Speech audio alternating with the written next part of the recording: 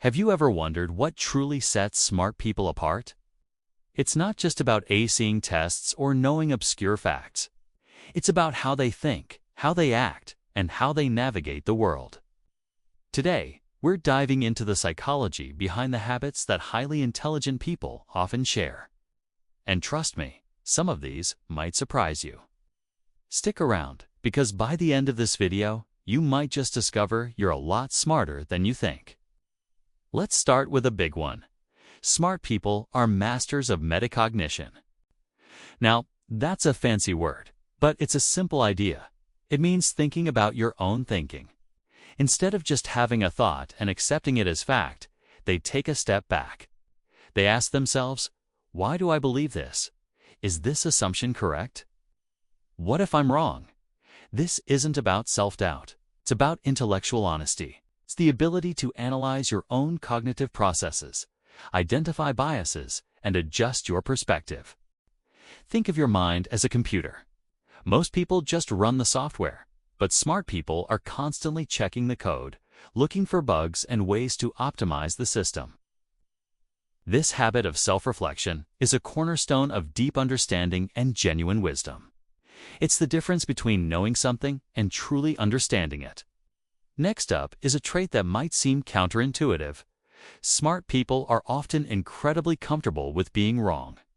In fact, they actively seek out situations where they might be proven wrong. Why? Because they understand that every mistake is a learning opportunity. Their ego isn't tied to being right all the time.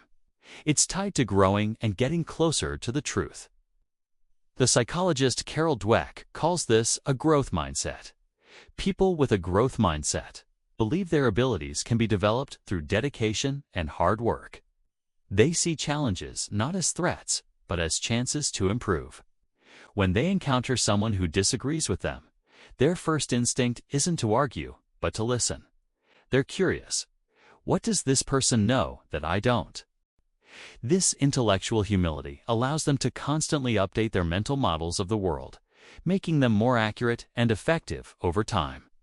They'd rather be corrected and become smarter than stay wrong and protect their pride. Here's another key habit. They embrace solitude. In our hyper-connected world, being alone is often seen as a negative thing. But for highly intelligent people, solitude is a superpower. It's not about being antisocial. It's about creating the mental space necessary for deep thought. Think about it. It's almost impossible to have a truly original idea or solve a complex problem when you're constantly bombarded with notifications, emails, and conversations. Solitude provides the quiet needed for the brain to make new connections, to process information, and to engage in what's known as diffuse mode thinking, where creativity flourishes. Studies have shown that people who report a greater satisfaction with their life, despite spending more time alone, often have higher levels of intelligence. They don't need constant external stimulation because their internal world is so rich and engaging. Let's talk about curiosity. Albert Einstein famously said, "I have no special talent. I am only passionately curious." This isn't just a charming quote. It's a fundamental truth. Smart people don't see learning as a chore that ends when school is over. For them, life is an endless classroom. They ask why and how about everything. They read books on subjects they know nothing about. They watch documentaries. They listen to podcasts. They ask questions and conversations.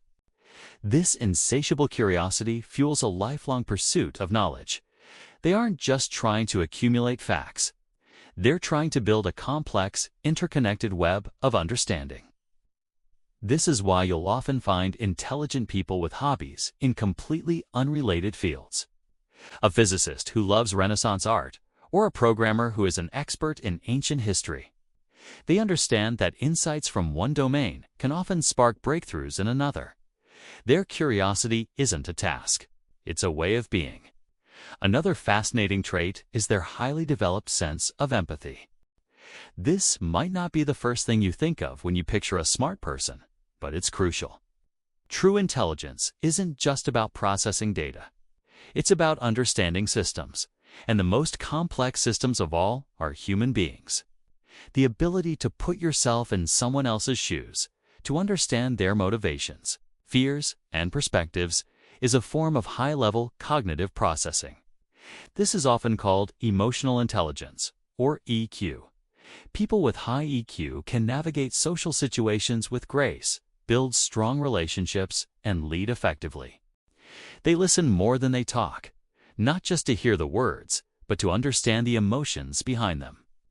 This empathy allows them to see the world from multiple viewpoints, leading to more nuanced and sophisticated solutions to problems. It's the intelligence of the heart and the mind working together. Now for a habit that many of us struggle with. They delay gratification. Psychologists have studied this for decades, most famously in the marshmallow test. Children were offered one marshmallow immediately, or two if they could wait for a short period. The kids who were able to wait tended to have better life outcomes years later, including higher test scores. This ability to resist an immediate reward for a greater future reward is a hallmark of high intelligence and executive function. Smart people understand the power of compound interest, not just in finance, but in all areas of life. They can endure the short-term discomfort of studying, practicing, or working on a difficult project because they have a clear vision of the long-term benefit. They play the long game. This foresight and self-control allows them to achieve ambitious goals that are out of reach for those who are constantly swayed by short-term impulses. Here's a simple one you might not expect. They observe. While many people are busy talking and making their presence known, highly intelligent individuals are often quietly taking it all in. They are sponges for information. They watch people's body language. They listen to the subtext of conversations. They notice details in their environment that others miss.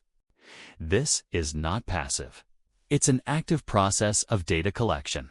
By observing, they gather a rich tapestry of information before they form an opinion or make a decision. This habit makes them less likely to jump to conclusions and more likely to have a well-rounded, accurate view of a situation. Sherlock Holmes is the ultimate fictional example of this. His genius wasn't magic. It was the result of meticulous observation combined with deductive reasoning. By cultivating your own observational skills, you're essentially feeding your brain higher quality data to work with. And finally, smart people are adaptable. The world is constantly changing, and what worked yesterday might not work tomorrow. Intelligence isn't about having a fixed set of knowledge. It's about the ability to learn, unlearn, and relearn. When faced with a new challenge or a changed environment, they don't complain or resist. They adapt.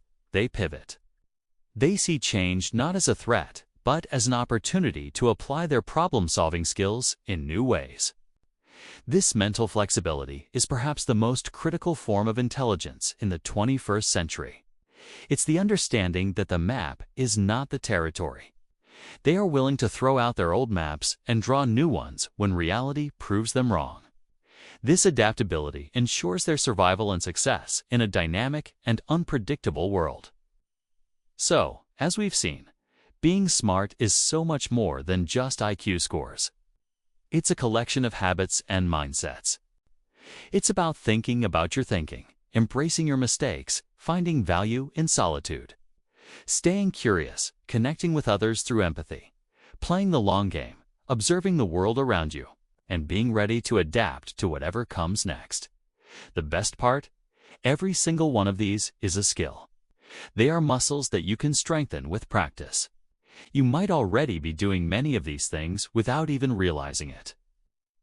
So which of these habits resonated with you the most? Let me know in the comments below. Thank you so much for spending this time with me today. If you found this video insightful and want to learn more about the psychology of success and self-improvement, make sure to hit that subscribe button and turn on notifications so you don't miss our next video. We appreciate every single one of you. See you next time.